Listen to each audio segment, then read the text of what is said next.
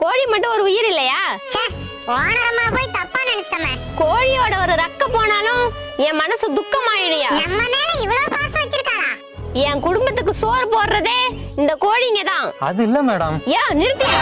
கோழிய பத்தி என்னையா தெரியும் உனக்கு? போதும் ஓனரம்மா, உன் நல்ல மனசை நாங்க புரிஞ்சுக்கிட்டோம். இதெல்லாம் கோழிங்க இல்லையா, என் பிள்ளைங்க.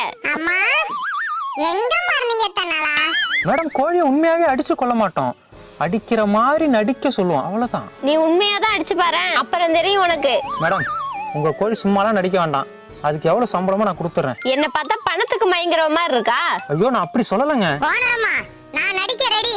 அதெல்லாம் வேண்டாம்பா, கஷ்டமா இருக்கும். கஷ்டப்பட்டாலும் பரவாயில்லம்மா, உங்களுக்கு காசு வருது இல்ல, அது போதும் எங்களுக்கு.